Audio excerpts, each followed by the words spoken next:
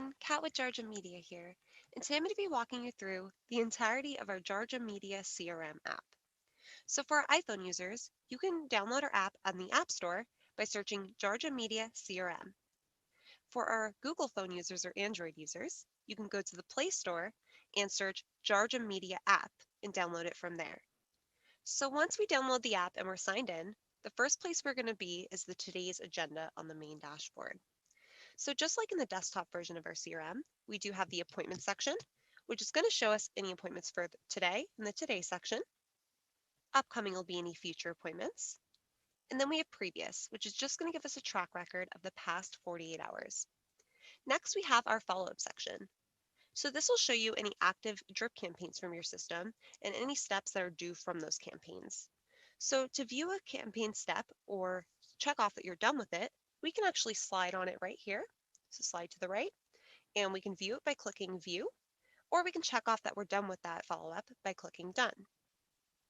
If you don't check off that you're done with a follow-up, just like in the desktop version, after 48 hours, it does go into this overdue section. Lastly, on our today's agenda, we have our tasks. So tasks, it'll show us any tasks due for today in the due section. Then we have our future tasks, so any future tasks we may have set in our CRM. And then just like in the follow-up section, if you don't check off that you're done with a task in the system, after 48 hours, it will go into this overdue section. The other thing you're able to do from today's agenda is you are able to create a task from scratch by clicking on this plus sign next to tasks. And then also in appointments, you can create an appointment from the app by clicking on the plus sign next to appointments. Next, we're going to go to the upper left-hand corner where our menu is, and we're going to go to our profile. So the profile section, you're able to adjust or update any account information on this page here. Just make sure when you're done, you scroll all the way down and click Update. You can never oversave in our system. Back in our menu here in the upper left-hand corner, we're going to head to our Leads dashboard. So we're able to just look at all leads by clicking All Leads here. And then we also get a breakdown of our new leads, our hot leads, our active clients, under contract, and closed. The other thing we can do here is we can add a new client to our system by clicking on the plus sign in the upper right-hand corner. The lead form will be brought up, and we can fill out all the necessary information. And then at the end of it, again, just make sure you're hitting Save. The other thing we're able to do in our Leads dashboard is use our search filters. So to get to the filters, you're going to click on the icon here, right across from filters. And we can search by all sorts of different things. So we can look at lead type. We just want to see our sellers or our buyers today. We're able to search certain tags in our CRM. So, if you just want to look up a certain group. And then, of course, you're able to look up things like different pipeline stages your clients are in or different sources your clients have come in from. And then we have two different options of searching. So just like in the desktop version, you can either do a one-time search by hitting just search, or if you want to have a search filter saved, you can click Save and Search. Now let's head into a client's contact record and talk about a few things there. So I'm going to click the back arrow out of my filters. I'm going to go to All Leads today, and I'm going to find my client, David Bowie.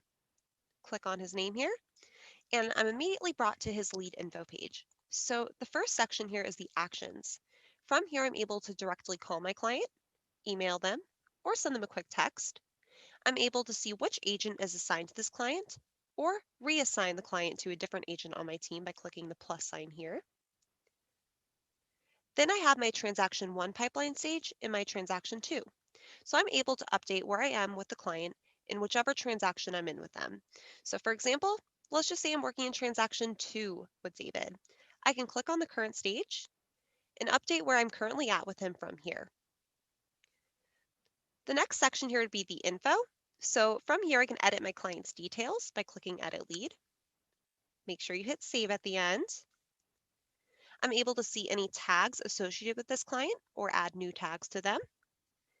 I'm able to click on Social Profiles and see any social profiles currently associated with this client. I'm even able to add a new one from here as well. I can look at my listing info and buying info, and I can actually add the property information based on the transaction I'm in with the client. Then, just like on the main dashboard, you see today's agenda. On David's direct contact record, I could see any appointments, follow-ups, or tasks directly associated with him.